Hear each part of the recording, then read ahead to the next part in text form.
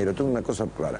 Entonces yo me preguntaba, ¿qué pasó? Porque la verdad es que la Argentina venía como, al menos nos explicaron, que venía bomba, ¿no es cierto?, que venía fenómena, y que la gente votó como votó, y que el modelo, que era un fenómeno. Y de repente, por alguna circunstancia, o el accidente del tren, o el tema de los subsidios, o algo, ¿no es cierto?, no sé si fracturó el clima, cambió el ambiente, preocupó a la opinión pública, etcétera. Quiero preguntarle si él entiende qué pasó, y me refiero a Alberto Fernández, que fue el jefe de gabinete. Alberto, buenas noches. ¿Qué tal, Marcelo? Bien, ¿qué se supone que pasó? No, pasó lo que inevitablemente iba a pasar, que muchos de nosotros veníamos planteando que estaba ocurriendo. O sea, ¿cuántos veces dijimos, y dije puntualmente, que la Argentina había perdido en 4 años más de 40.000 millones de dólares que habían salido del sistema? En esos mismos años, a Brasil se le incorporaron 100.000 millones de dólares. Esa es la diferencia. Sí. Esa es la diferencia. ¿Y cuántas veces explicamos que había un problema fiscal creciente como consecuencia de los gastos en subsidios? Que yo en el año 2008, cuando con Martín Lustó planteamos ir eliminándolos paulatinamente, salió la 125 y nos acusaron de querer enfriar la economía. Ahora la enfrían de un saque. La llamarán sintonía fina, que la llame la presidenta como quiera, pero es un acto enorme de ajuste fiscal.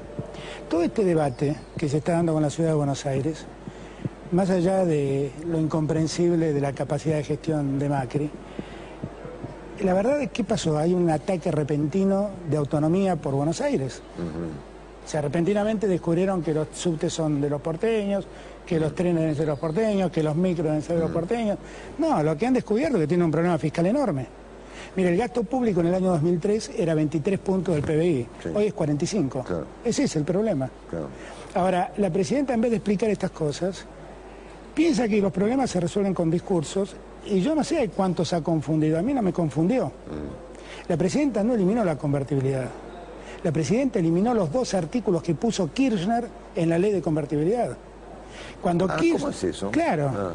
Cuando nosotros creamos las reservas de libre disponibilidad, lean los considerandos. Kirchner puso allí, teniendo en cuenta la situación de solvencia fiscal que vivimos y la balanza comercial altamente positiva que tenemos, podemos usar estas reservas garantizando siempre el 100% de la base monetaria.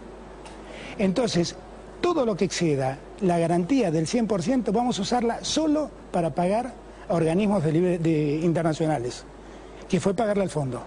Solamente para eso. Puso 2 condiciones para que esto pueda ocurrir. Solvencia fiscal, que hoy no tenemos, balanza comercial positiva, que hoy no tenemos. Y dijo, voy a garantizar siempre el 100% de la base monetaria. Bueno, la presidencia lo que hizo en la ley de convertibilidad fue derribar esos 2 artículos de Kirchner. Esos 2 artículos tenían un criterio fiscal, de límite fiscal para Kirchner. ¿Que fueron puestos por Kirchner cuándo? Por Kirchner en el año 2005, cuando creamos las reservas de libre disponibilidad. Yo era el jefe de gabinete. Ahí eso lo firmaron todos los ministros, era un DNU que firmaron todos los ministros. Yo lo rubriqué con Kirchner al inicio porque era su jefe de gabinete. Se ha roto esa regla fiscal. La regla fiscal que decía, las reservas de libre disponibilidad son aquellas que exceden el 100% de la base monetaria. Eso no lo escribió Cavallo, lo escribió Kirchner. Fue una regla de solvencia fiscal que puso Kirchner. Bueno, no sé qué pasó. La presidenta va y graciosamente dice, vamos a terminar con la convertibilidad. Falso. Terminó con lo que puso Kirchner. Y entonces lo que uno percibe es que hay un problema fiscal agudo. Porque en verdad lo que está haciendo el gobierno es sacándose todo el gasto de encima. ¿Cómo evalúa, Alberto, la posición de Macri en este conflicto, en el caso del transporte? Y la veo mal, porque la verdad es que si él estaba en contra no hubiera firmado nunca el acuerdo que firmó. Pero firma un acuerdo, después descubre que no le cumplen, entonces quiere devolver todo. Hay una parte que tiene razón, la presidenta invoca el artículo 75 de la Constitución, que dice que estos servicios le corresponden a la ciudad, pero también dice que le corresponden el dinero con que sustentar esos servicios. Y si además es verdad que la presidenta va a dejar de dar subsidios y de dar subtes y de subsidiar el transporte, pues entonces que deje de cobrar los impuestos, porque sigue cobrando como si los pagara.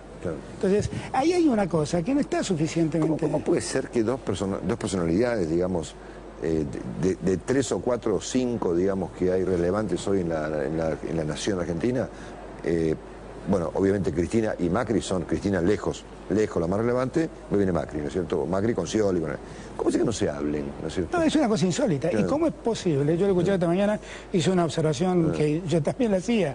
¿Cómo es posible que un tema que tienen que resolver dos personas lo tengan que resolver el Congreso? Claro, finalmente la no está el Congreso, la Corte, claro.